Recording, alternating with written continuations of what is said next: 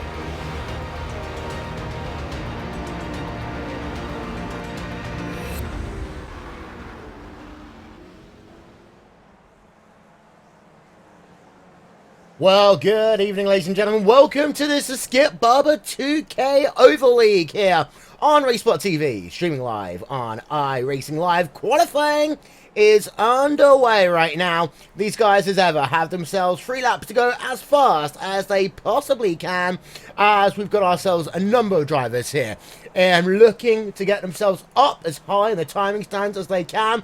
Logan Clampett from the NASCAR Peak Antifreeze Series is out on track. We've got loads of drivers on track. Let's show you some of them now. Wolverton along with Jake Sperry here on RaceSpotTV and on iRacing Live.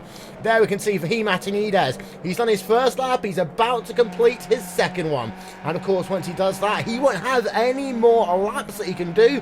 2 laps only for qualifying. Atinides then will pass the start-finish line and is not able to improve on his time on his second flying lap. Got a couple of people not doing badly at all in qualifying. Intl just moved up into P2. Alex Verheer's just coming on towards pit road. Felipe Burr, though, from nowhere there, Jake, up into P number 2. Stunning lap there from Felipe. You cannot argue with the 777 machine. He did everything perfect there. But it's Logan Clampett who will have your pole position, it seems, at the end of what is said and done. Well, then we're having ourselves a look up and down through your field right now. Got ourselves a number of drivers. Just pretty much all of them have finished their lap. We'll just ride ourselves on board for a couple of seconds. It's Jan Hoffman past start-finish line, up into 13th place after his qualifying lap. Looking for Arjen de Fruiter. He's done all of his laps now. So has Tran there. Marco Barberina just heading himself out of corner number 3 onto the start-finish straight, and the number 54 Italia driver will come home. P number 25 up into P number 17 at the end there, Jake. Yeah, so he'll be looking to try and get a result through the race, but everything seems to be perfect for Logan Clampett, and it's nice to see that all the 2K Cup boys coming in and doing actually a really good job. But a name that's really standing out here is in 7th place. It's RaceSpot's own Rachel Whiteford here, Will. Indeed, she is in P number 7, done both of her qualifying laps, and we'll probably be starting on the inside of row number 4. In fact, there's not many people left to go out. Rachel and Logan are both only done one flying lap so far. They won't be able to go out and do another one, but they might just use this opportunity to just try and go and practice themselves from starts and restarts. Logan Clampett only needed one lap to go to pole position, and he does it in pretty convincing fashion, actually, almost by a 1/10 of a second over the field. Zapix Veha and Will Fisher, that was much closer, just 1/1000th of a second separating those two drivers. Yes, you have to say that sometimes it gets really, really tight. As you can see, 3rd to 5th are split by literally less than 1/100th of a second. And you look at Leibert and Clampett, well, that seems to be 8/100ths of a second. That's really quite a lot when you're talking about a 24-25 second lap around here. It is all to play for then under the 135 laps of the Speedway. And you do have to say that Logan Clampett, well, he puts himself in best position on track first. Oh yeah, fantastic for him. Of course, he is the driver who will be running in the NASCAR Peak Antifreeze Series, hopefully very, very soon. He's got himself a 2016 license. Just having a look there from our aerial coverage brought to you today by And1 Design, the official graphics partner of RaceSpotTV. Let's run you through then your starting grid for this event whilst we have ourselves the opportunity. Hit that button, then hit that button, and there we are. Qualifying has expired. That means we can now show you the starting grid for this event. It's coming up on your screen. As there you can see Logan Clampett then. Qualifying time of 24.813. Philippe Leibert, about 3/4 of a 10th further back in your field. Then you got Arjen de Vries. He's running himself in the inside of row number 2. Zasbix Verher on the outside of that second row of the grid. Then, looking on further back, Will Fisher inside row 3 for He Martinez on the outside, Rachel Whiteford inside row 4, Neil Kemp on the outside of that 4th row of the grid. Then we'll cycle it on back. You can see in P number 9, Tran there, and then alongside him, it's Bastian Huisman there, 2 Benelux drivers on the 5th row of the grid, Connery Maddock and Rob Adams on the 6th row of your field. Going to cycle it on back. 26 drivers means everyone has qualified. We don't lose any drivers through qualifying there, Jake. So all 26 drivers who have qualified will take the green flag. Yes, and that's a crucial fact to actually into perspective here. If you're in the race, you can go and you can try your best, even for the likes of Christian Steele at the back in 26th. You know, he's not out of this race by starting last. There could be many instances over 135 laps. Anything is possible in the world of oval racing. Well, let's hope that anything is possible today. Indeed so. Actually, Christian Steele, one of my own teammates for Banshee All Sport there, running at the rear of our field today. But hopefully he'll have himself a good showing. Let's turn our attention, though, more towards the front of the field, because we've got ourselves some drivers looking to really have themselves a good race here today. 135 laps. We're likely going to have some cautions in this one, like we did last time out at New Hampshire Motor Speedway. I just saw the starting stand here today. It's brought to you by Hooters. Aha, pretty good considering the iRacing World Championship that we had, and brilliant moves from Gregor Hutu into out of turn number 4 and through 5. Well, everything's looking like it's getting ready, and, well, they're going to get underway, and the parade lap's on. Yep, so this track is less than 2 miles in length. Sorry, less than a mile in length. It looks as though they're only going to do the 1 pace lap. Sometimes they do 2 for tracks less than a mile in length, but the lights are off on top of the iRacing.com first safety car. So we are almost at a state of being able to go racing here today.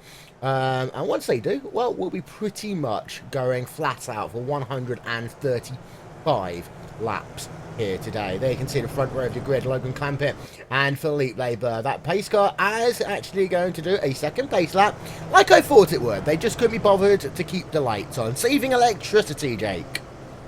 Lights on, no one's home, but we're going to go around once more, and hopefully we are going to find ourselves in a situation where that we're not going to have any dramas on these opening few laps, and we're going to see the racing fast and furious, as it always is with the skippies. Yep, there you can see then a look from up above at your first 4 or 5 rows. Some fantastic cars, of course, we all know and love that kind of like 1986 Benetton machine replica that you can see. That's starting in P number 10. But your field, they're all on the back straightaway, heading themselves down in towards turn number 3 and 4.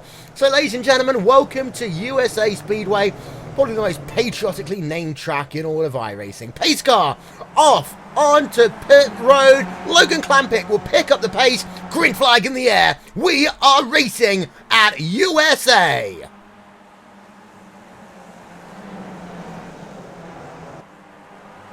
A little bit of 2 wide racing down in your top 10, trying to get themselves a little bit of separation. We know that they want to get themselves track placement early. 3 wide though, some of these drivers heading themselves down in towards turn 3 and 4 for the first time.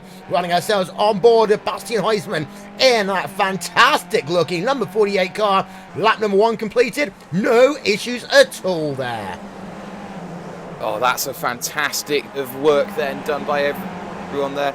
And I have to say, Logan Clampitt had Felipe snoring on the start, completely got the jump on him, meaning that everything was not going to work out right now. I'm still looking at Bastian Heusmann right now, who might just have to fall into line here and will be under threat from the car behind of Jan Hoffman. Seems that everything is going hunky-dory at the moment throughout your field, though. Yeah, Felipe Burr just setting the fastest lap of the race so far, 88 miles an hour. You can see they're not on the noisy pedal. This is not a flat-out racetrack here, Jay. That means that tyre wear is going to become a huge factor as well. Connery Maddock getting himself, oh, we got a spin there, and it's going to stop him. Number 42 machine. Connery Maddock, he keeps it going. We stay green, but that bunched up the middle part of your field there, Jake. Yeah, it's just going to close everything up, make things a little bit more hectic there. I didn't quite see the incident. I was interested in seeing Enzo Canters manage to find himself down onto pit road. It's a shame for him, but you look at it, it's 2 and 3 wide going through, and almost contact in the middle. I believe that was, yes, it was Jan Hoffman again there being involved. And, well, everything's just got to start cooling down with these guys. It's a long way to the end. Yeah, you can see these guys are running themselves 3 wide down into towards turn number 1 and 2. They'll come out the other end. But let's ride ourselves on board with Jan Hoffman. He seems to be in the middle of everything right now. A little bit of contact and a straight line for him right there. That Club Diaz driver, a little bit of beating, a little bit of banging. And also, I just noticed that they actually run down onto the apron. 2 wheels. The left 2 wheels are on the apron. They're trying to get that car turned around. Some of these guys, they set the car up to be a little bit tight at the start of the run, knowing the fact that the car might well get looser as we go on. But up front, we've got ourselves a battle on our hands, because Burr has caught up to the rear of Logan Clampitt and on board right now with the driver in P4. That is Arjen de Vries on the outside. He's got Zablex Fairhair on the inside, Jake. Yes, he does, and say someone who is really someone to look out for right now is Will Fisher in the number 1 car. Put himself in the final 3 on the final lap over at Phoenix in the 2K Cup, and he's looking to show what he can do once again. It looks like the side-by-side battling, though, is putting De Freitas and Verheer away from this group, which will be the last thing they want to do, to fall into no man's land. Yeah, and if they actually carry on pushing too hard against each other, they're going to allow the number 37 machine to close back up a bit as well. You notice your top 3 drivers, they're kind of just running line astern for the moment. We cycle on back, you see Bastian Heusmann versus Fraser Williamson. Those 2 drivers are going at it right now. And you've got Fahim Atinides actually there in that P number 7 position, banning it out with Bastian. And there you can see Atinides, well, he's got himself a nice run through turn number 1 and 2. Atinides often has miserable luck in this series, but he's looking for something a little bit better here today. Yes, he is, but the car behind has had a stunning start, and that is the 21 of Fraser Williamson, up 6 places from when he started off, and he is going to try and drag Rachel Whitefoot alongside with him to pull himself into that 5th and 6th place battle, because both of them are catching up the 37 of Tuan Tran. Yeah, and indeed, at the same time, he was catching up to the rear of Zablex Verheer for a moment, but now all of a sudden, this top 4, top 5, they are pulling back away. They've decided to keep it as they are all over Felipe Burr there, looking down to the inside of Logan Clampett, not able to do anything just yet. We'll go on board with the driver of Felipe Burr. Your top 8 are going to come up on the bottom of your screen right about now, and it is Clampett from Burr, from Fisher, from Fairhair, De Frita, Tran, Atenides, and Huisman. They are your top 8. Interesting point to note, everyone is still running. One driver scored 1 lap down. That is Enzo Cantor. Yes, didn't quite see what happened Enzo Cantor. It was an instant on lap 1 with him. Seems that there are a few gaps that have splintered at the very back of the field. The likes of Shonen and Steele have dropped massively off the pace there. As you can see, Bear going to the inside, trying to make it 2 by 2 as they come out of 3 and 4. And, well, it's going to be side by side into 1 and 2 there, Will. Yep, here they are then, down side by side into that first corner, and the winner of this one looks as though it could well be Felipe Burr. We ride ourselves on board of him. We circle that camera around. You can see Clampett there on the outside line. We know how good a driver Logan Clampett is, and as they stay side by side, it looks like the outside line is working well right now, but Felipe Burr is not going to give up. He's going to remain side by side on the exit of the corner. Down they come into 1 once again, and it looks like the outside line will prevail when all is said and done, but Clampett cannot find a way to get clear just yet, and that would allow Burr to just for a moment keep this battle alive, although now Burr had to defend for a moment from Will Fisher in that number 1 machine. Couple of times in that run there, I saw Felipe Burr get a little bit shaky through the mid part of the corner. Maybe his setup isn't as stable as Logan Clampett's is, because he couldn't keep the power down connected, and we say these machines are completely built on momentum, and he was starting to kill his momentum slowly but surely there, Will. Number 37 machine scrapping it out with Fahim Atenides right now. A couple of the drivers, their tyres are already starting to fall off just a little bit by the looks of it. Will Fisher now continuing to look to the outside of Felipe Burr. And if you're Will Fisher, you've just noticed a weakness, Jake, in another car, and therefore you're going to exploit it. And what will likely happen is Fisher will try and put that car to the outside time after time after time after time, knowing that Burr's car doesn't handle as well as he would want it to on the inside. Of course, he'll eat his tyres up much more as well. That is what we call exploiting a kind of an issue for a driver. You wear in it lap after lap, and before you know it, someone's tyres gone, their momentum's completely gone, they'll fall down like a rock. Yes, and that is the last thing that you'd want to do in this series. You see the leading 5 going to try and get themselves away through past Tony Shonen, the back marker there. And, well, they're just going to go kind of stern here. Don't want to really take too many risks with the back marker. As you can see, De Freitas going to have to take to the inside and wait as you take this really high line. And, oh, as I say that, Tony Shonen finds the wall again. Yep, and that is a caution, the first one of the day. Yeah, and this is the thing for lap drivers, that sometimes they're not comfortable racing necessarily in traffic. And, well, that was a critical example of that. It looked as though that Tony Shonen was fine when he was running by himself, but once he got himself to the outside, where those marbles are, it just looked as though there was just a couple of issues there. As we're just having ourselves a look, here we are, Tony Shonen in that number 311 Midwest car. He ran up high in turns number 3 and 4. Now you'll see as he comes down in towards turn 1, just runs way too high into the grain. From there, there was never anything he was going to do. Tony Shonen out of the event. Contact there on the lead-up lap. I'm sorry to interrupt you there. Atenides. Yeah, it was. It was a really, really awkward one. Everyone slowed down because the pace car came out and one car backed into the other. And, well, an incident has occurred. And, well, they're lucky that they are under safety car conditions. Yeah, let's have a look then. Fahim Atenides, this is down. And this is why, under caution, these guys are thinking fuel and everything, but under caution. Fahim Atenides, well, he was just right there. Everyone was slowing down. One driver doesn't pay attention. Before you know it, bam! Atenides is now having to come on towards pit road. Number of drivers have just made themselves pit stops. To give you an update, we have ourselves a number of them who have come in. Logan Clampett is one of them. He's having a very long stop, though. It looks as though Logan Clampett's had himself a penalty there for speeding on pit road. Tran, Stablex Fairhair, Rachel Whitefield, Connery Maddock, Fraser Williamson, Jan Hoffman, Elliott Smith, and Clampett all came onto pit road, but a 21.9 second pit stop that clearly, to me, indicates a penalty, Jake. And that is a really rookie mistake from a driver with so much experience in oval racing. The first caution came out and he must have been frustrated because he had control of the race throughout the entirety of those 18 laps. Come in, strategy call, and he has gone and made a mistake. And that was the last thing that he wanted to do. But I tell you what, someone who's got back onto the lead lap after all of that, Enzo Cantor. Indeed, Enzo Cantor has been able to move himself back onto the lead lap. Ladies and gentlemen, we're going to step side by side for literally 30 seconds. You're watching RaceSpotTV on iRacing Live.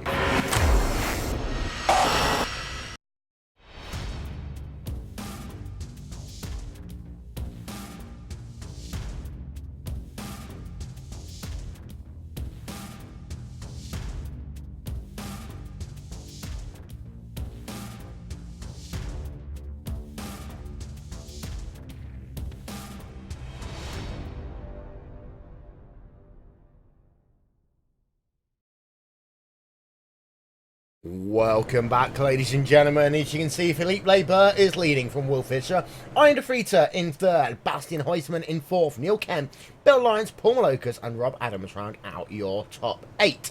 Then to round out your top 10, Patrick Post and Andres Eek. Well, we saw this at New Hampshire, Jake. Some people staying out, some people staying in. It's sometimes hard to keep it all together. The good news is, of course, we've got live timing and scoring available. Oh, yes, we do. That's very good to deal with that sort of area, but something to really note here is the car that finds himself in 12th position at the moment. That's Tuan Tran. He will be the first of the cars who have taken new tyres, and therefore he will be the car looking to exploit this advantage against the old tyres compared to the new ones. Lights out on top of the iRacing.com first safety car. Double file restarts here today. That means they will restart pretty much as they started this motor race. Now, Philippe Labeur has control of the field, but we saw him napping on the initial start. What is he going to do on this restart? Would it go early? Would it go late? Would it bunch the field up together? We saw it in New Hampshire. Sometimes drivers weren't always ready for it, but here we are then. Philippe Labeur will pick up the pace. Green flag. Back in the air, we are back to racing here at USA Speedway. With a couple of people once again there caught napping on the rundown in towards turn number 1, but they're going to make it through turn number 1, going to make it through turn number 2, all of them onto the back straight away, Jake.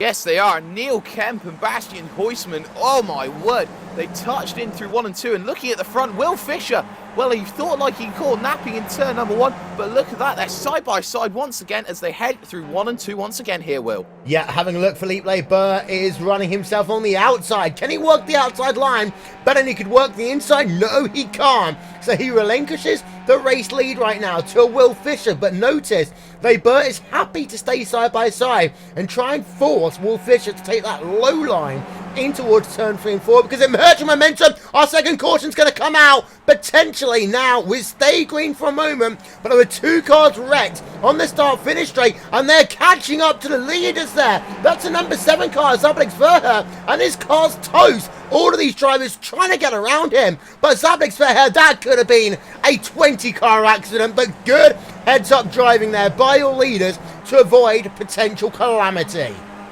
Yes, very good job from the leaders there. Did everything right and made sure that everyone else throughout this field was not going to fall into the same trap there. Logan Clampett, though, the car who did have that penalty, well, look at where he's put himself back up again. He's up back into 12th position. And, well, he'll be looking to try and fight his way back through the field. Next up on track for him, the 55 of Rachel Whiteford. Yeah, he's actually just got past Rachel Whiteford. A little bit of contact between the two of them on the exit of turn number 2, but it looks as though that will survive without incident. 2 wide racing ahead of them, as well as now Clampett's going to look to the outside of Greg Zeitz on board with Logan Clampett in the number 22 machine. It seems to be that Clampett prefers the outside line for making passes, but he will, a bit of a bump and run actually there by Clampett over Rachel Whiteford, who's gone back ahead of Clampett now. So fantastic little scrap going on with these 3 or 4 drivers, but Clampett on the outside there using the good old NASCAR chrome horn a little bit. I think he's forgetting about the fact that they've got wings in these cars, not fenders. Yeah, that is a problem though, because once you do get that little tap on your front wing, for example, you find yourself losing all that time. And there you can see he's still fighting hand over fist with Rachel Whiteford there, who's on the inside. But something to notice, Tuan Tran has now got free of Rob Adams. and with a little bit of air ahead of him towards Paul Malocus, he will try and find himself a way to pull onto this leading gap of 7 cars. Yeah, as we just saw there, fantastic side-by-side racing down for P number 11 on the racing surface. But we want to turn our attention over to Turan because, of course, we want to know just how powerful new tyres versus old are going to be. Last time by is a 25-0 for Turan. Of course, he's not got himself any draft right now, but he is catching up to the rear of Paul Malocus and Bastian Huisman as we go on board with... Actually, no, we're going to go back a little bit. Enzo Cantor, we just talked about the fact that he moved himself back onto the lead lap. Guess what? He's in P number 14 right now, Jake. Yes, and he will be trying everything now to pull himself back in. This just proves in this series that you might have a mistake on lap 1, but that does not put you out for the rest of the race. You can see him, he has such an advantage there in the clean air. He can just brake a little bit later, not have to worry about the lift and coast, and then pull himself back onto the back there. Fraser Williamson, 3 wide, whoa, my word. Beautiful racing there between Greg Seitz, Logan Clampett, and I believe Rob Adams as well. And Logan Clampett's come out winner of them all. What a job from him. He's gone up to 9th. He is storming. Yep, Logan Clampett shows why he's a driver in the NASCAR P23 Series. Rachel Wakeford going side by side right now with Rob Adams as they head themselves out of 2, down the back straightaway in towards 3. One more time, but Clampett already has pulled out a half-second advantage over these 4 or 5 drivers battling. This is what we talked about earlier on. You cannot go battling too heavy, too hard, because you'll lose contact with the people ahead of them, as they are still kind of going 3 wide behind. This is Greg Zeeks, Enzo Cantor, Fraser Williamson. And the reason why I say they're kind of going 3 wide, Jake, is because they're taking 3 very different lines into the corners. See the 3 kind of merge into one horizontal line for just a second before, of course, the guy on the inside line has to let off the gas, whereas like the guy on the outside line can just go a little bit deeper into the corner. Yes, the banking here isn't as steep as some other circuits that you find in oval racing, but that kind of gives itself its own little nuance, its own little advantage there. You can see Fraser Williamson now trying to get his way back behind Greg Seitz right now. We'll try and go to the outside. Oh, looking up ahead, it looks like Rob Adams has been mugged by Enzo Cantor, who is going to be charging up the field, looking to get onto Rachel Wyford. We've got an engine blow. Sorry? We just had an engine blow there for the number 21 machine of Fraser Williamson. Oh, what a shame. Oh, he was doing so well for himself as well, and that just seems to be the end of that one, and caution is out again. Yeah, second caution of the day caused because of the fact that Fraser Williamson has had himself his engine expire. There you can see from on board with him, our second caution of the day, 37 of 135, scored complete, and well, Will Fisher is your leader. Now what's going to be the interesting thing? Are we going to have ourselves the top 7 drivers come in, or will they try and stay out and get themselves as close to halfway as possible before they decide to come on towards pit road? Well, if I was a driver who hadn't pitted in the opening stint, I would pit certainly this time, and I think all the leaders are going to agree with me. They're all coming in. The first caution came after 18 laps, and well, now we find ourselves in a position where leaders are all coming in, but the car who stayed out here, who stayed out through both of them, seems to be Neil Kemp right now. Yep, so it'll be Neil Kemp, then Turan, then Rob Adams. A couple of them are deciding to stay out here, but there we can see a look at pit road, and it looks as though Logan Clampett is back in. He wants to come in and get a second service. Philippe Leber is going to come out in a moment's time, number 1 machine, and Will Fisher is going to come out as well, although Logan Clampett versus Philippe Leber, very close between them, but Logan Clampett will have to fall behind Philippe Leber. Then it's Arian De Frita, then it's Bill Lawrence, Bastian Huisman. 3 drivers haven't pitted at all in this race so far. They are Neil Kemp, Rob Adams, and Greg Zeeks. And of course, we saw this work last time at New Hampshire Motor Speedway. The drivers that waited as long as possible. But here, it seems to be, this is a different track from New Hampshire. It's shorter. Yes, it's got more banking, but it seems to be more of a driver's track than what we saw about a month ago, Jake. Well, it certainly does have to be said, if you can pull out half a second along a 25-second lap.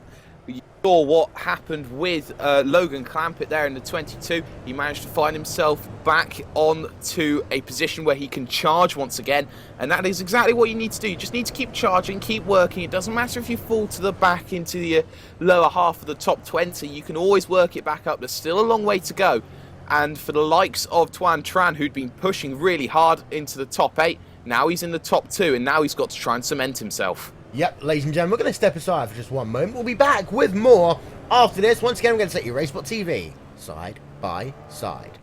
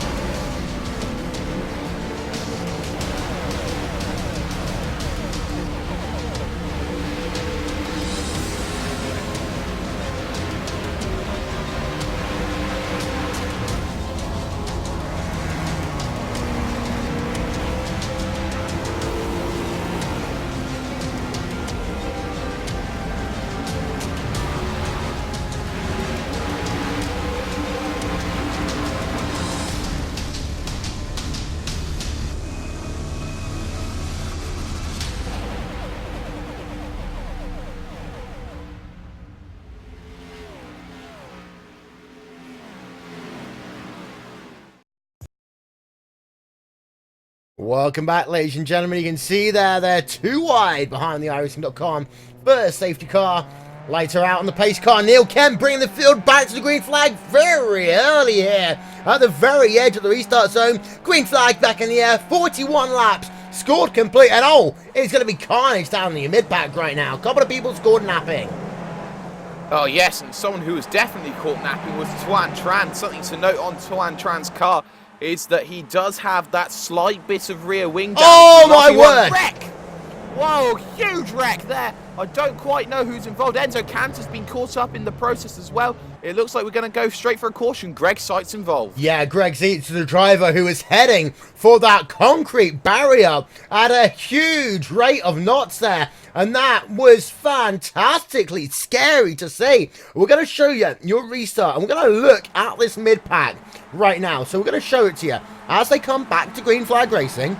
Here we are, having a look, and we're going to show your middle part of the pack right about here. We're actually going to slow it down for you as they come out of two. And then is this Rachel White? No, it's not. But we're going to zoom it in there. And this you can see Greg Seitz trying to come across the racetrack. And as a result, that car just turned 90 degrees into the air, slammed hard into the concrete barrier there at an angle, and well, there's a chain reaction behind him. That was a horrific accident there. It was a really scary one there between Greg Seitz and I believe it was Jeffrey Rofen, who was the other car involved, the 59 machine. That really difficult one. Rofen had only just got himself up into that top 4, top 5 sort of battle, and the lucky loser this time round who gets himself back onto the lead lap, well, that car will be Sabolx Fair. Yeah, of course, he had himself incidents earlier on, but we're back under caution here then on RaceSpotTV. Pit road we expect to be a very, very quiet place. But Jake, 45 laps at a 135 score complete, 3 cautions. But that's the thing of over racing. Sometimes the stop-start nature, people need to make sure they're not caught napping on these restarts. Yeah, you just got to work out that when you are in these period of slow-moving traffic, as it is when you're under caution, you just got to stay alert with your car. You got to make sure that you are dialed in mentally, that you're not going to be caught out like every car who has been in second place so far today has been.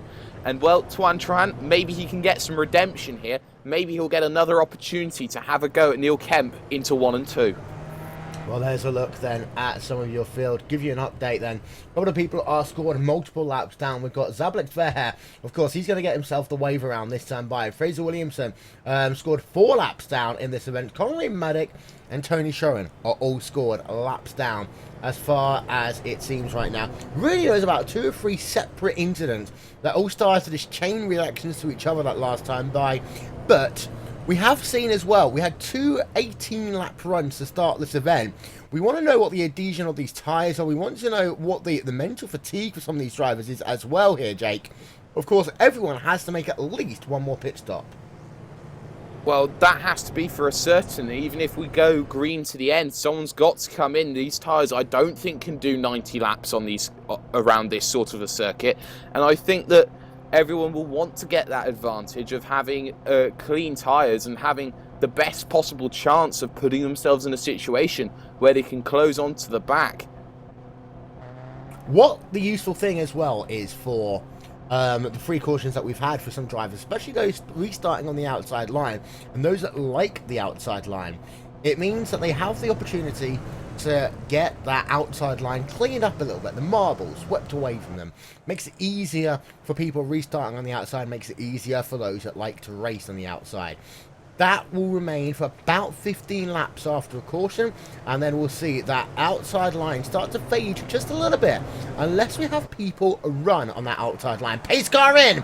Here you can see Will Fisher bringing the field back to green flag very quickly. Once again, 47 of 135 laps will be scored complete this time by, but they are scrapping. Clampett is back up into P number 6 already, and he was really attacking on that restart. We're on board with him now. He's trying to thread the needle, but can't, and he almost gets taken out there. Down into 3 and 4, we've got a car on the apron. That's a number 1 machine of, number 1 machine of Will Fisher there. All 4 wheels on the apron through turn 3 and 4. Yes, it was a really difficult one for Logan Clampett. He just had to brake there to make sure he wasn't going to get a touch, and he's gone and lost a position. But as I say that, he'll be side by side with Elliott Smith. Elliott Smith having, I think, worse for wear tyres than Logan Clampett into 3 and 4. Well, Bob's your uncle, easily sorted. Yep, and you can see there, Clampett's trying to get that momentum on the exit of the corner so they can pick whether he wants to go high, whether he wants to go low into the next corner. Now you can see there's Felipe Burr just ahead in that TNT racing car. Ladies and gentlemen, if you like your skippies, don't forget, tomorrow night we do it all again in the Skip Barber 2K World Cup. It's a part of RaceSpotTV Primetime, streaming live on iRacing Live. Well, so far today, we have had ourselves some fantastic racing. Jan Hoffman is back into this fight as well. Then behind, Bastian Heusman going himself side by side right now with Rachel Whitefoot in towards turn number 1, Jake. Oh, they're getting really close, and then Heusman having to resort to the outside line, could not hold it just above Rachel Whitefoot there, and now he'll put himself under threat from Fahim Antonides behind, and this battle down at the lower half. This is just exactly what Heusman doesn't want to do, get himself caught in with the car behind. There you can see there, Antonides will move to the inside, and well, let's see how this one develops here. Whoa! Rachel Whitefoot there getting really close. Yeah, as you can see there, we're going back to have a look at Whitefoot. She's running down in P number 12 right now, but we want to go back up front a little bit further. Logan Clampett has just moved himself past Felipe Burr. This is a scrap for P number 4.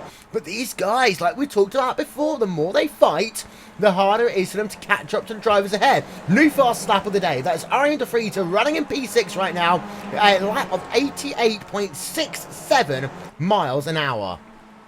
Yes, very strong lap there underneath the slipstream. Made sure he can get back onto Leibert and, of course, Logan Clampett. Will Fisher doesn't seem to be closing the gap. Has he closed anything that time by? Answer to that question is yes, he's found a 10th. So in about 9 or 10 laps time, we could find ourselves with a pack of 7 again. Yeah, just having a ride on board then with the Mystic e-cigarettes machine. Number 55 Club UK and Ireland driver of Rachel Whitefoot out of 2, down into 3 and 4 once again. Jan Hoffman behind, by the way. He's been all over the place in this race so far. There you can see the Club Diatch driver, number 19 machine, running himself on the outside of that Benetton car of Bastian Heusman. As they're going to go 2 wide, they almost go 3 wide there. A little bit further ahead and some fantastic racing. Bill Lawrence involved in some action right now as well. This is with Whitefoot, with Fahim Antonides. They head themselves down towards turn number 3 and 4. These guys are relentlessly going here as Antonides just catching the apron. If you're going to put wheels down on that apron, you have to clearly put 2 wheels down. As Clampett's at the fastest lap of the race so far, you can't just be touching that yellow line because itself there, Jake, is very slippery. Just got to be really careful with it. There's so much that can throw your car off just by going from banking to apron. You don't really want to be risking that sort of a mistake. The field at the front, though, it's starting to close back up again. And, well, we talked about Will Fisher, Logan Clampett, Felipe Leibert, Argent de Freitas. All of them came in for tyres that time, well, the time before by. And, well, it seems like it is paying off for them because they are closing in hand over fist over Tran and Kemp. Yep, we've got ourselves side by side right now. This is Raheem Martinez with the driver of Bastian Heusmann. They stay side by side in towards 3 and 4. Now, actually, Martinez got himself very loose on that inside line last lap, and that allowed Bastian Heusmann to close and go alongside. But now, you can see again, Martinez dances into the corner, but has to keep it on that inside line. He's able to get clear, though, of Bastian Heusmann, and you can do that a couple of times. You can just try and overshoot yourself into the corner, as Heusmann he does actually graze the wall there in a straight line while trying to set himself up for turn number 3. Oh, well, he's taking no burdens with him. He wants to risk absolutely everything in looking to try and find his way past. Right now, I'm looking at the number 44 car of Paul Malocus now, who has to deal with Rob Adams ahead of him. Had a little look last time by, but he's going to have a look again here into 3 and 4. And, well, he just breaks a little bit too much, and I have to say, Rob Adams did very well to hold his line and find himself just with that little bit of breathing room for just a tiny bit further. Yeah, we're less than 10 laps away from halfway now, and they're having a look on board with Paul Malocus, but you can see the way he counter-steered that 44 positive sim racing car into the corner, and a lot of drivers are having to do that, really do 2 or 3 dabs at the steering wheel here. Now, these cars aren't designed to run an oval, they're designed to run on pretty much a road course, but 14 degrees of banking at this racetrack, and we can see another driver just pretty much falling off the banking. That is the number 59 machine of Jeffrey Morofin there in the Apex Racing Academy car.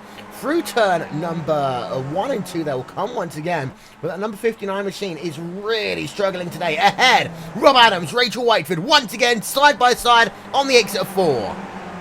Oh, yes, they are, and they're trying absolutely everything hand over fist, and there you can see Rob Adams seemingly falling back down the field there as Antonides will come through, and oh, well, car as well there of Bill Lawrence going to put himself through, but something to note back up the front, Logan Clampett up into 3rd. No pressure was given by Will Fisher in that sort of regard, and everything, well, everything starts to go, and there is a car in the pits, and that is Rob Adams, and it looks like he might have a little bit of damage. Yep, so here you can see he's on towards pit road, 37 miles an hour. It's an Eon. It takes forever to come down pit road here. When you do, you're guaranteed to lose a lap almost certainly.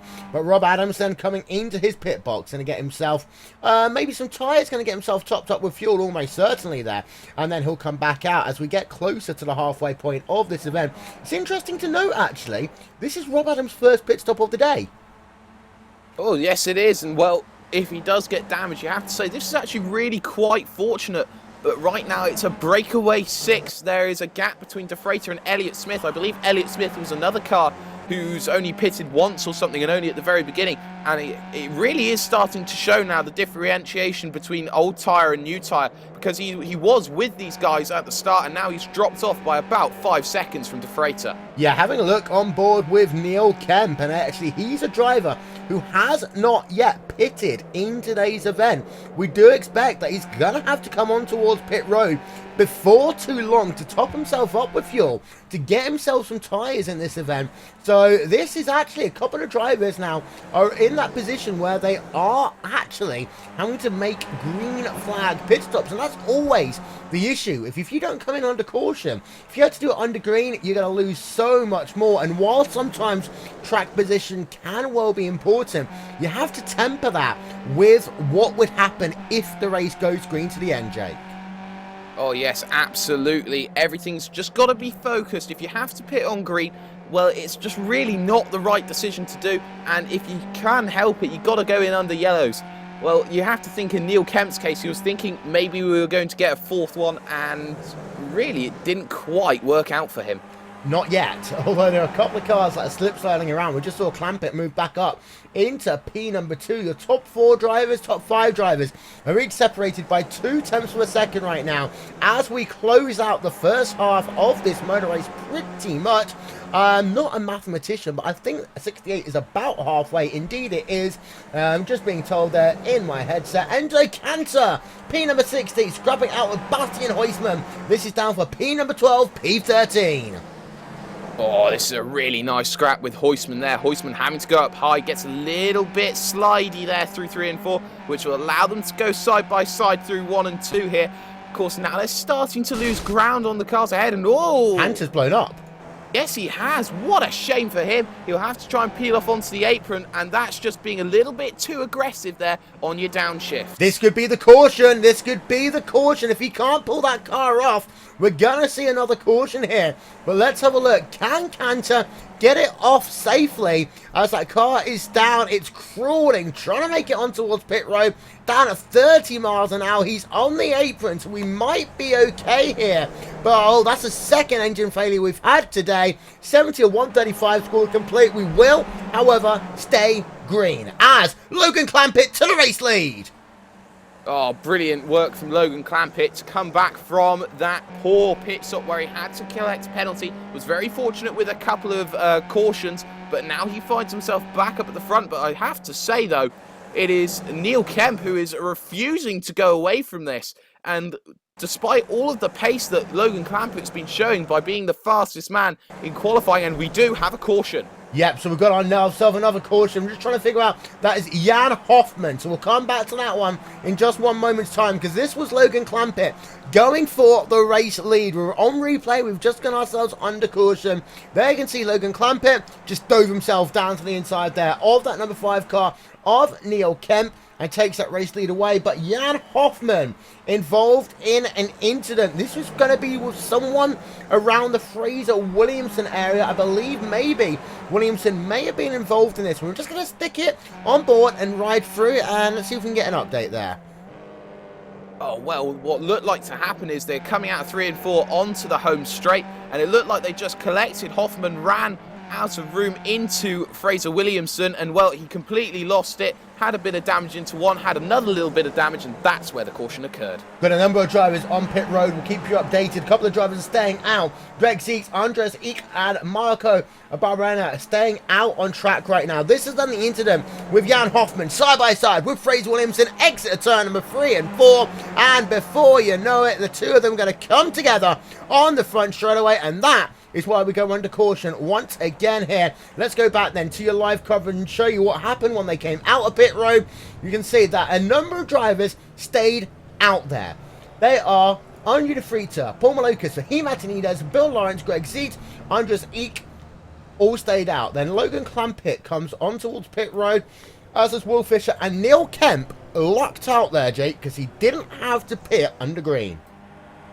Well, that was a very fortunate run. He ran himself over halfway, which is very, very conservative for him under his, well, what fuel that he had. Of course, the 3 cautions would have probably helped him save the fuel that he wanted to, but what does have to be said is now he puts himself in a position where he can actually be a confirmed favourite here if there are a couple more cautions to deal with, because the likes of De Freitas and Malocas will have to come in possibly for one more go, for one more luck, one more throw of the dice.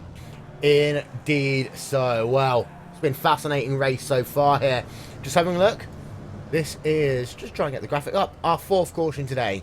18 laps we've run ourselves under caution so far. That, of course, is going to tick over to 19 laps any moment now. But 75, lap number 75 or 135 will be scored complete this time by.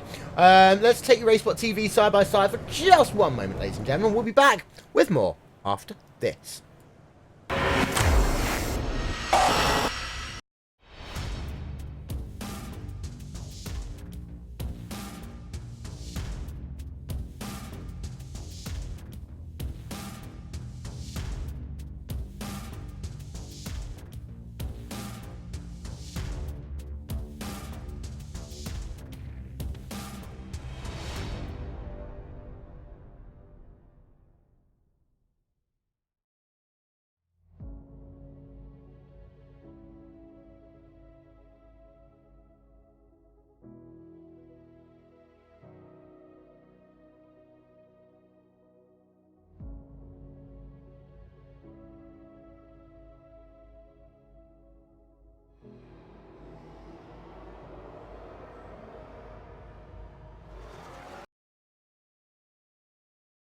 Welcome back, ladies and gentlemen. Almost ready then for the restart here on RaceSpotTV. And that pace car is in. Arian De Frita will bring the field back to green flag racing. And you can see that time, had yourself Paul Malokas able to stay right with De Frita. Oh, brilliant work there from Paul Malokas. He was the one who was switched on. And looking back down this field, it looks like the car that's falling back is Andreas Elkiven, but we have the 5th caution. Yep, so we go back under caution pretty much immediately. Getting word, oh, it's Rob Adams down the rear of your field. There we can see Rob Adams, and that is Fraser Williamson as well, involved in an incident. Let's get ourselves then a quick look at what happened back from the restart here with the number 27 machine of Rob Adams and the number 21 car of Fraser Williamson as they come back to green flag racing here. Well, two drivers just getting themselves a little bit too close for comfort once again there. Oh, it was a real shame there because what happened with Rob Adams was that he found himself sliding himself through one, caught himself on the apron, caught all the traction, snapped him back the other way, and well, an innocent bystander there for Fraser Williamson. Yep, so ladies and gentlemen, we're going to go back side by side for just one moment, trying to fix something of our overlay. We'll be back as soon as we can.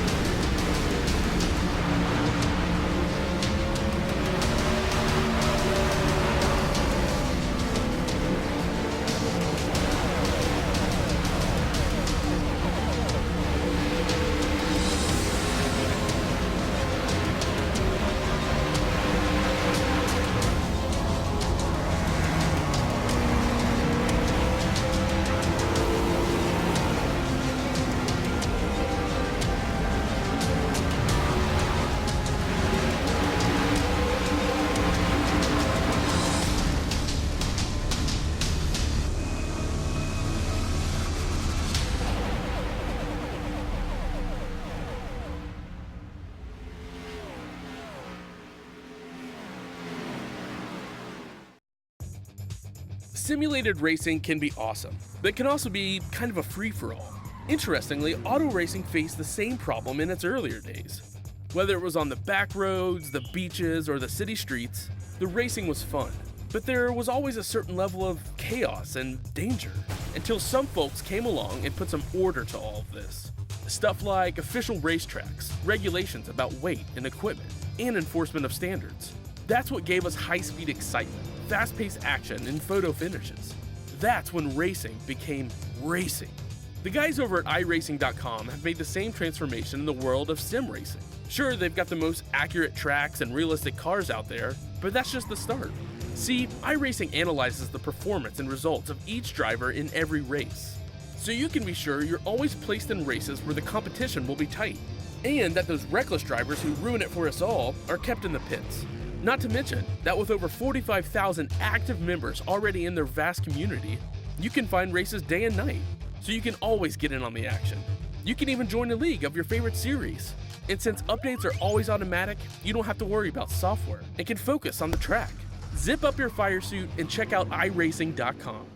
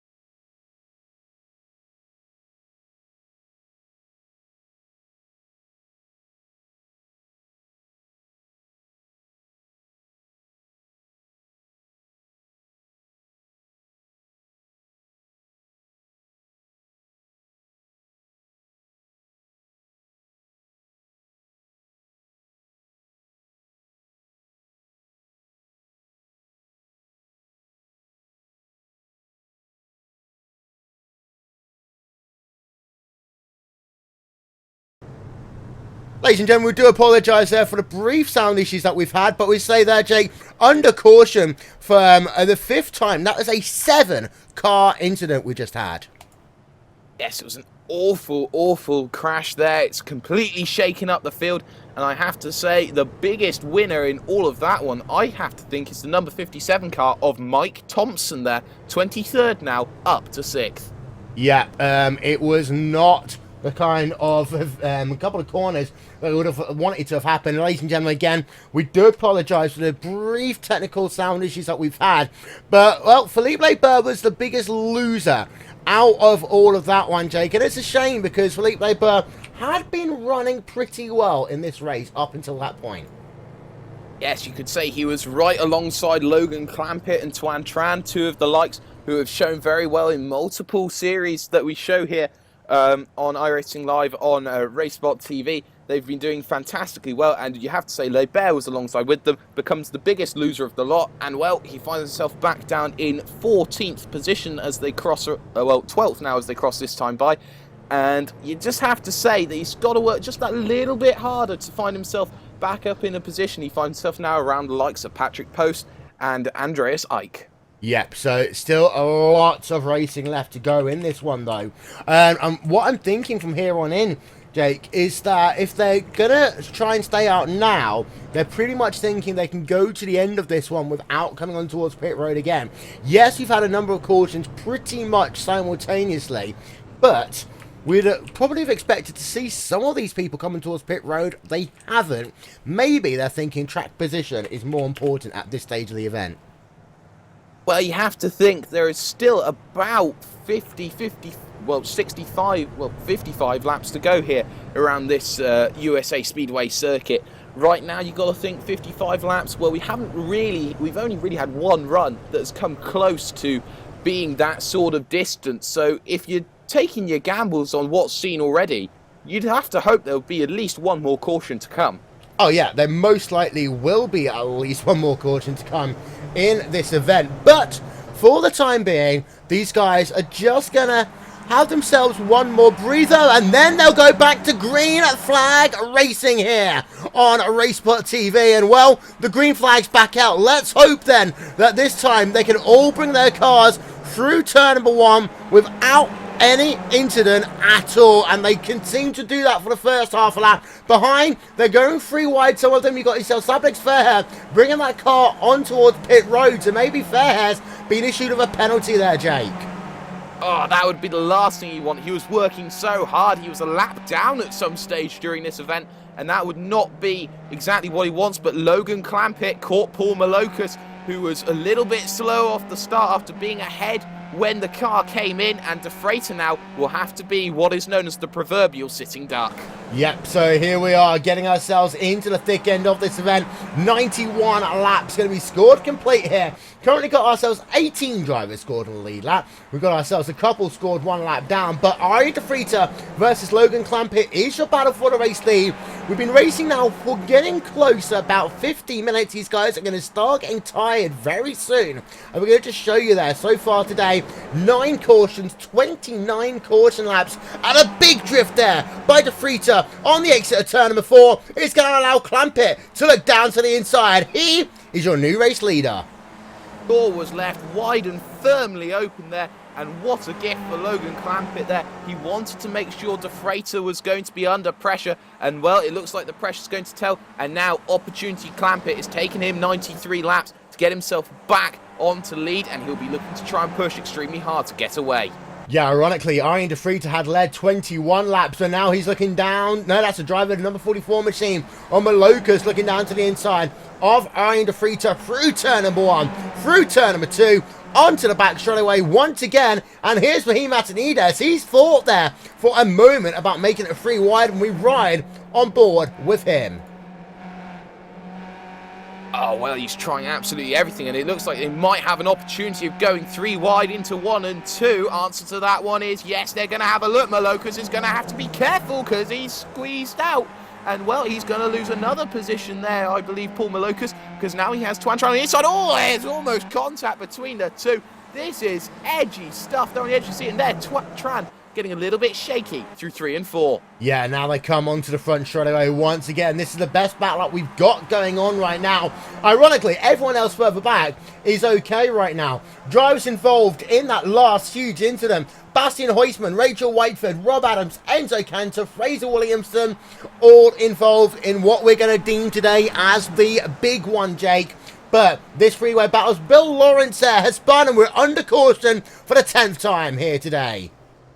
Oh, well, it has to be a shame there for Bill Lawrence. If we can just get a little bit of pictures, see what happened with him, see if he lost it on his own. And, well, just looking back through the car behind him, which is Elliott Smith, if I'm correct, he found himself just tapping him around there through 2 there, and it's just a small spin, but it's enough to bring the caution out once again.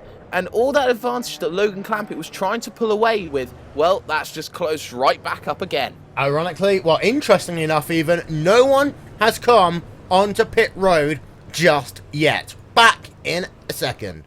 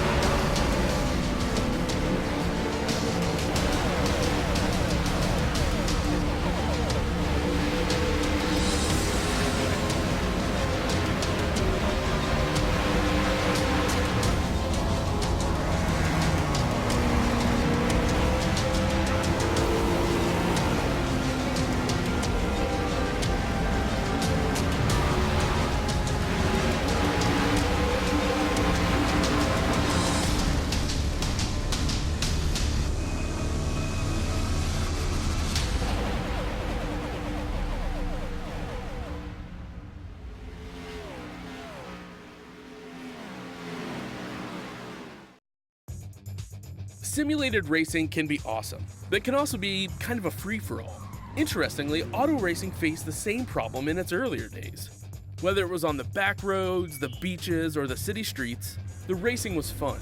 But there was always a certain level of chaos and danger, until some folks came along and put some order to all of this. Stuff like official racetracks, regulations about weight and equipment, and enforcement of standards. That's what gave us high-speed excitement, fast-paced action, and photo finishes. That's when racing became racing. The guys over at iRacing.com have made the same transformation in the world of sim racing. Sure, they've got the most accurate tracks and realistic cars out there, but that's just the start. See, iRacing analyzes the performance and results of each driver in every race, so you can be sure you're always placed in races where the competition will be tight, and that those reckless drivers who ruin it for us all are kept in the pits. Not to mention that with over 45,000 active members already in their vast community, you can find races day and night, so you can always get in on the action. You can even join a league of your favorite series. And since updates are always automatic, you don't have to worry about software and can focus on the track. Zip up your fire suit and check out iRacing.com. Welcome back, ladies and gentlemen. Good news is that we have a working overlay once again, Jake. Woo! Woohoo! Everything's sorted out once again, back to normal, back to business, and I believe this will be the last time round that this safety car will go along. Yep, so we're going to come on towards pit road, and let's have a look then. Your top 8 will be at the bottom of your screen momentarily. Clampett from DeFrito, from Tran, Malokas, Rufferson, Labour, Thompson, and Zeet. Base car in, green flag back in the air. Oh, well. Great start there from Logan Clampett, if I'm correct. He's gone and got away absolutely beautifully. Are they all okay in through 1 and 2? Well, looks like everything's fine at the moment here, Will.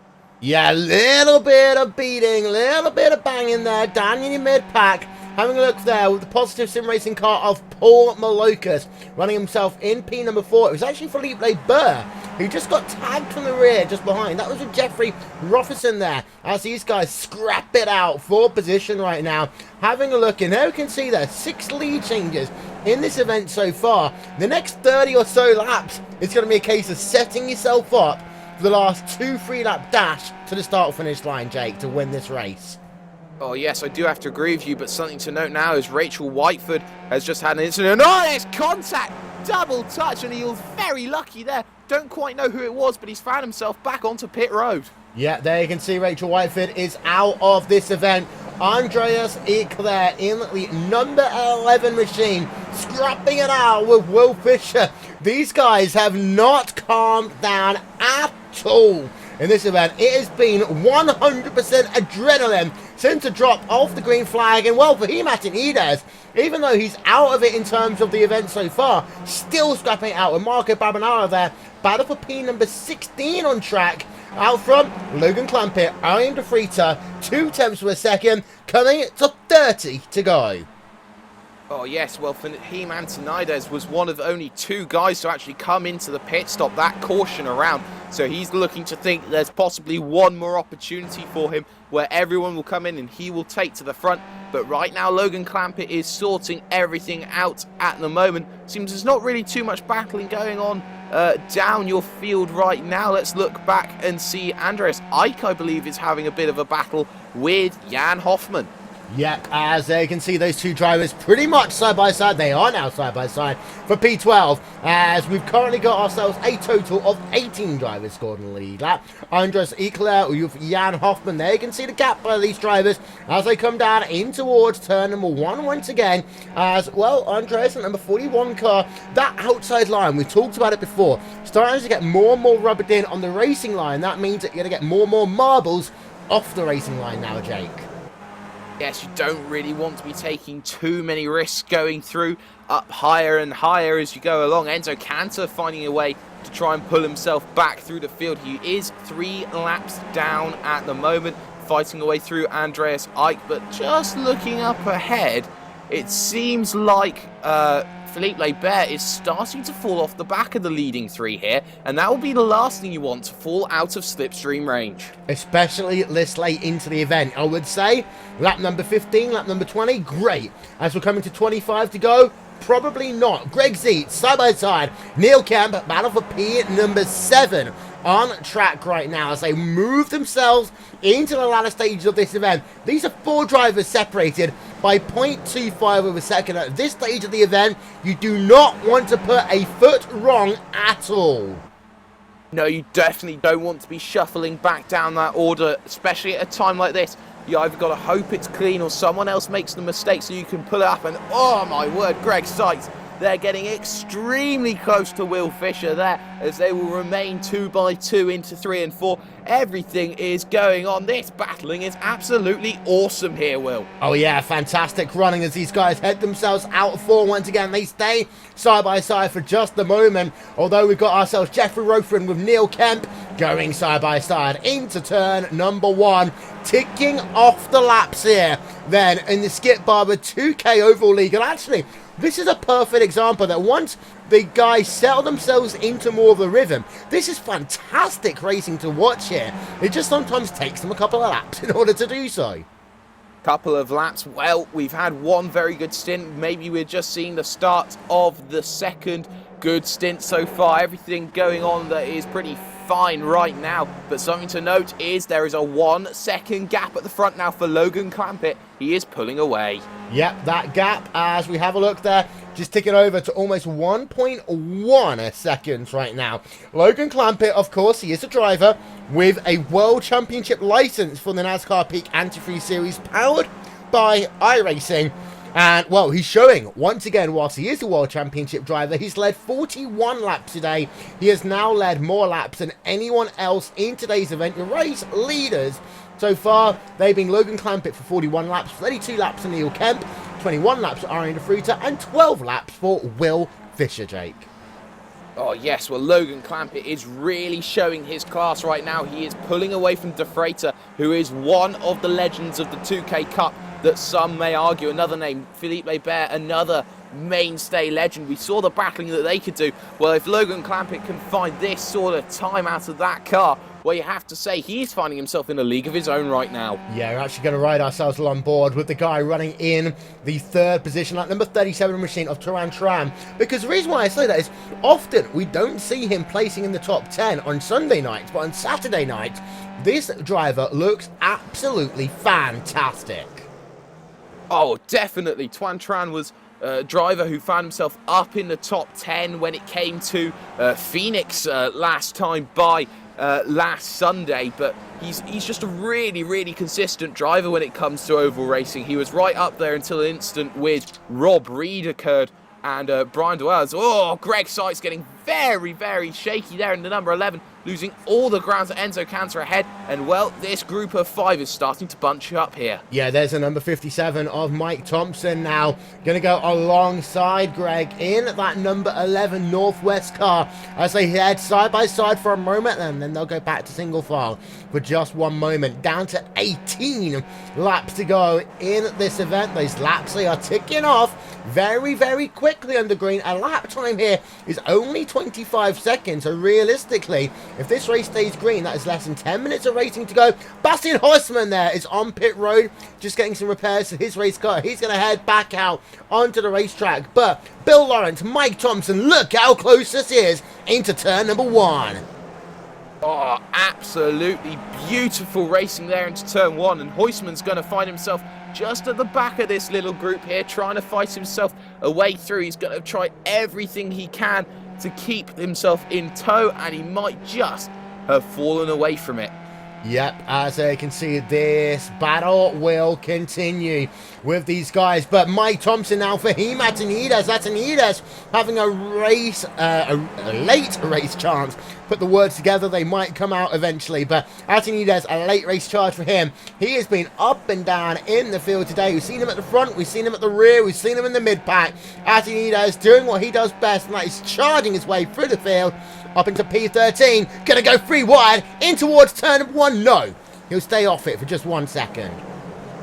Oh, what a shame there for Fahim Antonides there. He was trying everything there to make it 3 wide, get himself 2 in 1, and well, the 2-for-1 offer just seemed to dissipate away from him, but he'll still have another go here as he tries to get himself to deal with Mike Thompson, and they will come side by side again with just 15 to go. Yep, so there we can see then Turan Tran right up to the rear of Arjen de Vries.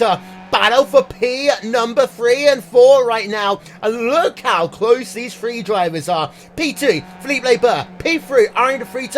P4 is Turan Tran. And these guys nose to tail as we come to 10 to go. Not too far away. Neil Kemp and Will Fisher side by side behind through turn number 1 and 2.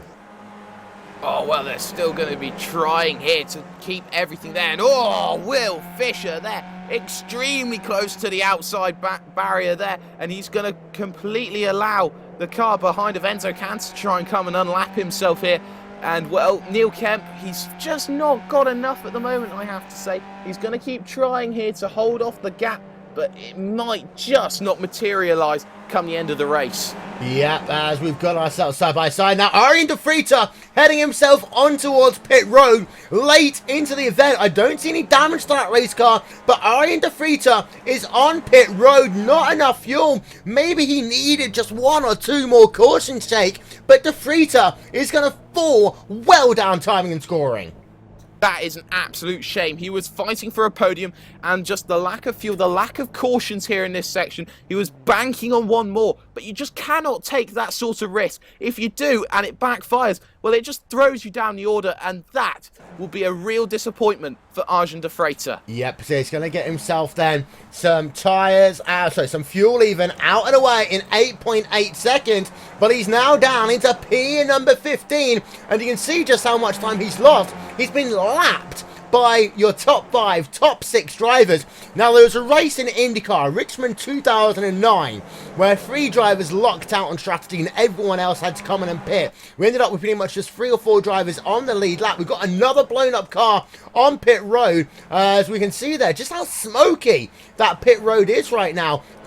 There's literally enough smoke there to have ourselves a Barbie.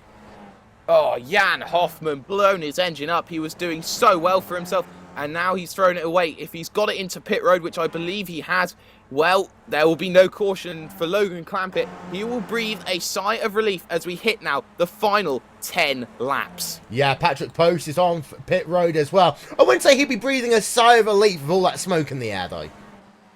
Well, no, you can argue that someone's blown his engine up and he was hoping that he goes into pit road. The fact that he doesn't see it for a second straight lap will bring him a sigh of relief. But right now, Neil Kemp and Will Fisher, they're going to keep at it here in the battle for 4th place on track right now. They're side by side here.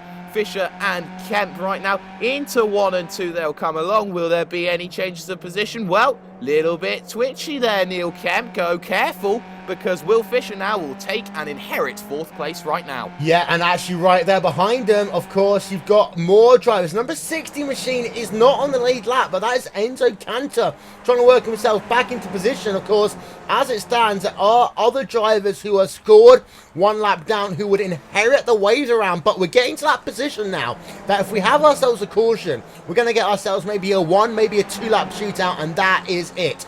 To run through your top 8, bottom of your screen, we've still got ourselves a good battle going on. Greg Zeet, Bill Lawrence, but here are your top 8, bottom of your screen. Clampett from Labour, 4 seconds, then Tran, then Will Fisher, Kemp, Rothman and Smith, and then Zeet, but Zeet still swapping it out with Bill Lawrence as we head ourselves now down towards 5 to go this time by.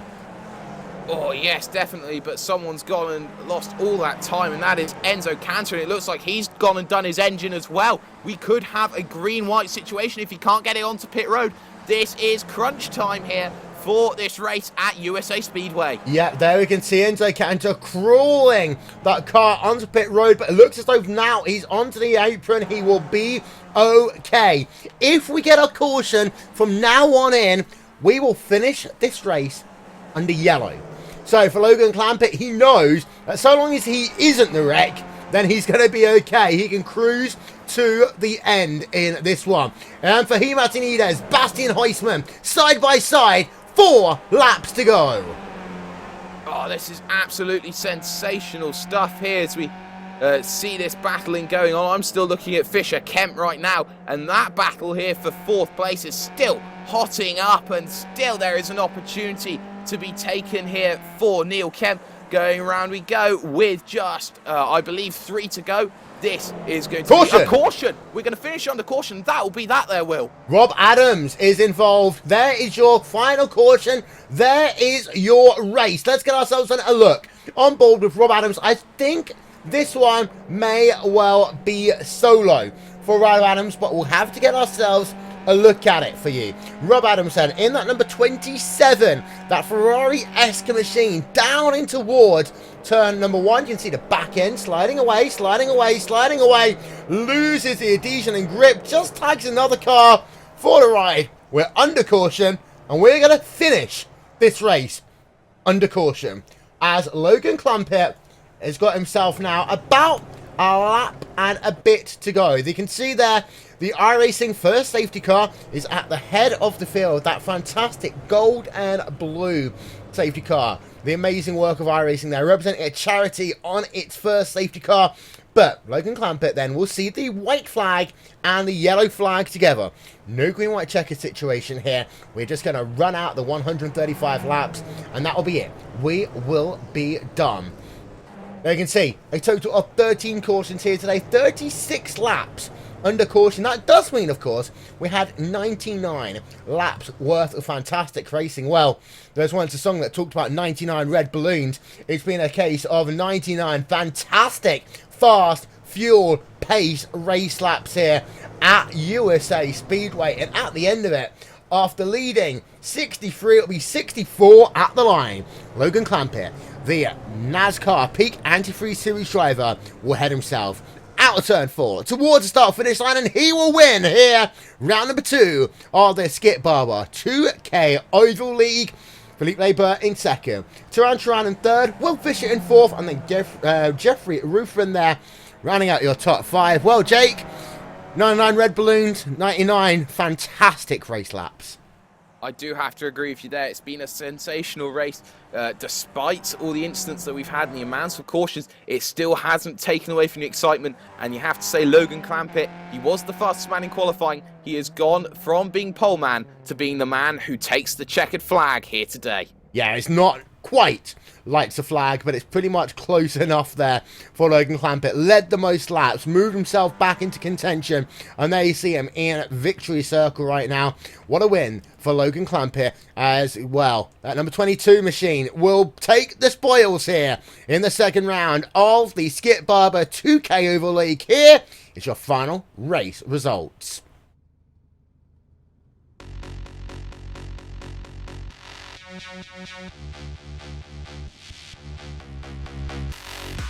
Logan Clampett then will claim victory here in round number 2 of the Skip Barber 2K Oval League. In the number 22 machine, Philippe Leber comes home in second. Duran will come home in the third place. Then you got yourself Will Fisher in the fourth spot. Then you got yourself Neil Kemp in fifth, Jeffrey Ruffin in sixth, Elliott Smith in the seventh position, Greg Seat, Bill Lawrence, and Andres Eek will round out your top 10. We cycle it on back just a little bit. There you can see P number 11 through 20. Marco Barbanara there in the 11th position. Ari DeFrita in 12th. Paul Malokas 13th. Jan Hoffman, Fahim Atanides round out your top 15. The rest of your results are up on your nice little monitor-like screen things right now.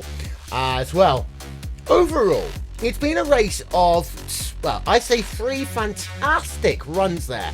The first 2 runs we had, 18 laps each, Jake. Then the last one, fantastic. Just the middle part of the race, which is a little bit too messy for our liking.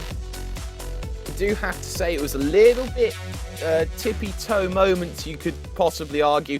Just had to be a little bit careful, a little bit cautious. Maybe desperation of coming towards the end was starting to set in. But once the end was coming along, we had a fantastic bit of racing. And of course, the start was something really to be seen. Oh yeah, fantastic start to this event. Logan Clampett, though, is your winner here today. Mr. Logan Clampett, congratulations. Welcome to 2K Oval League Victory Lane. Thank you, Will. How was the race? It was a really fun race. The car was sliding in the center a little bit, which was really fun, hard to control while shifting down. As the tires just wore and wore, the car got faster and faster and turned really well and center off. They're on a longer run. Now, we saw the fact that you liked running the outside line, especially in the first 2 stints. Did that outside line continue to work for you late on into the race? Of course, with the marble starting to pick up on the outside of the racetrack and that kind of like more rugged line coming in that first groove. Yeah, I think the outside line there was pretty well because the guy on the inside, he usually pushed up, got tight, and the outside line just kind of came in and got the run off. Now, you got yourself victory here today. Of course, next time in the series, we're going to head ourselves to Gateway. And Gateway is always one of the most difficult tracks to master in any oval, in any series, ever. Yeah, I think that'll probably be mostly draft there, so that'll be kind of interesting. It'll be kind of like New Hampshire, probably more like Talladega or something, but that'll be really fun. Hopefully, it's pretty difficult to drive, honestly.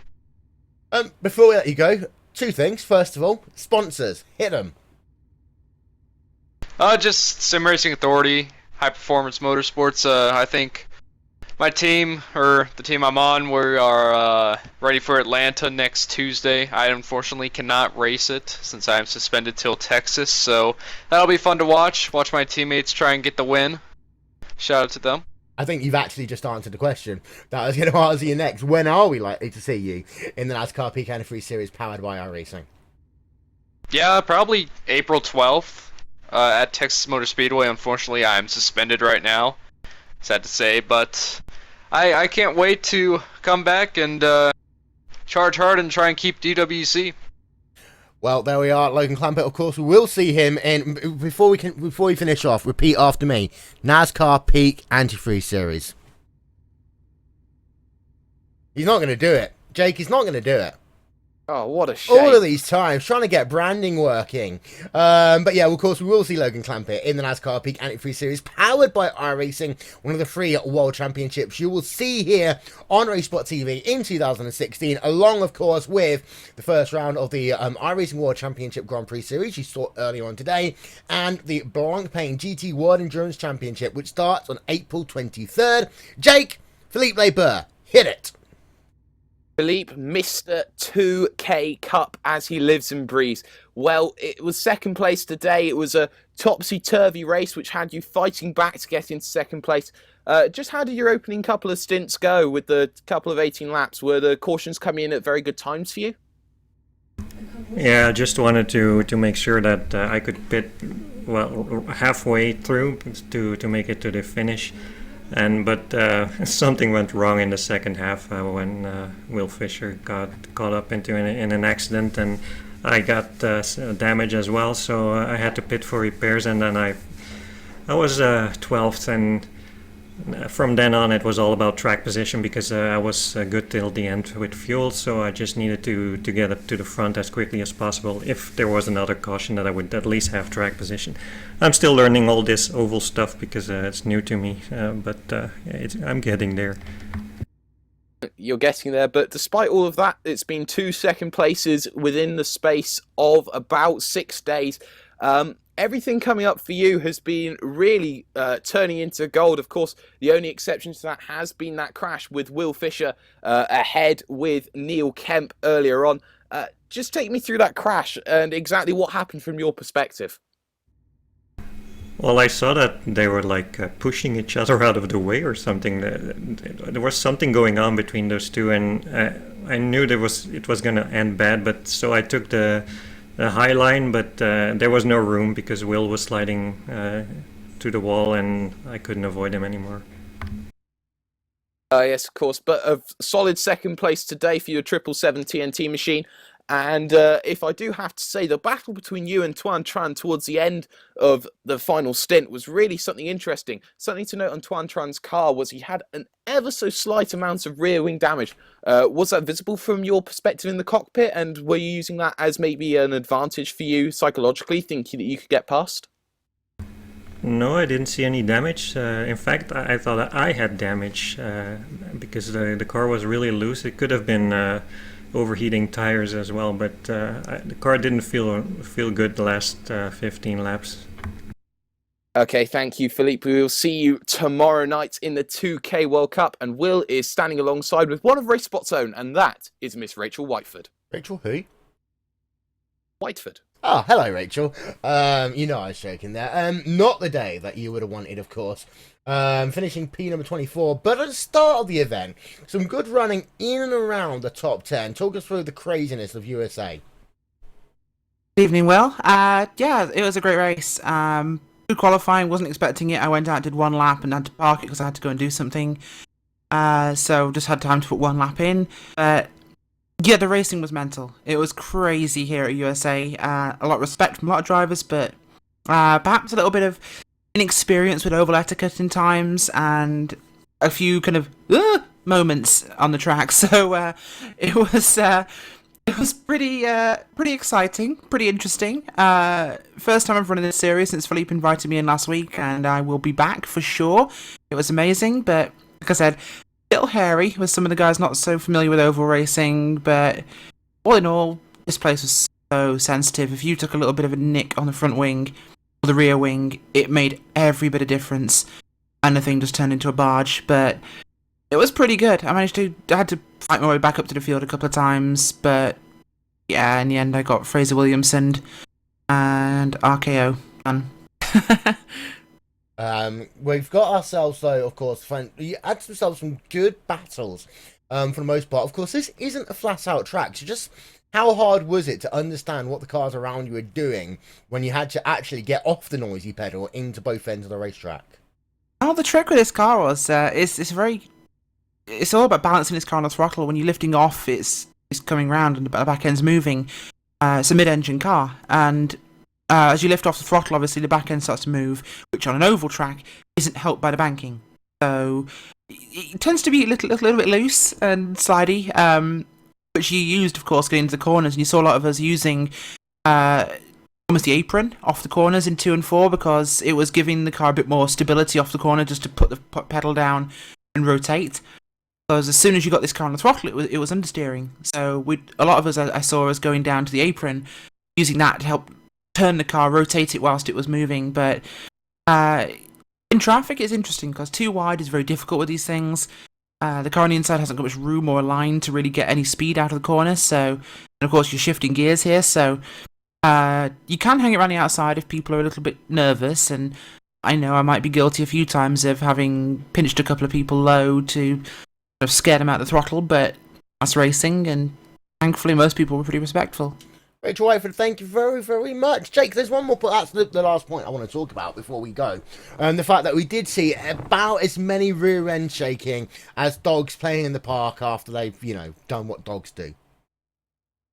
Yeah, it's a small problem that you do have with this Skip Barber car, but to be honest, the amount of wrecks we saw to the amount of shakes was really quite low in comparison. So what I do have to say is, despite the fact that the rear end is a little bit loose on these sort of cars, you do have to say that the sort of driving styles that everyone's come up with, it doesn't really see that much shaking to instant ratio.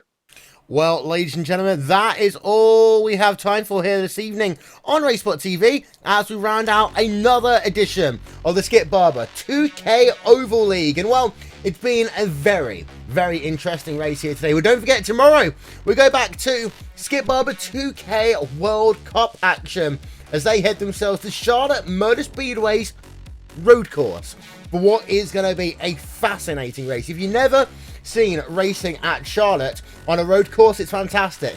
They do a hard left into turn number 1, a 90-degree corner. If you're coming out the pit road, it's fantastically difficult.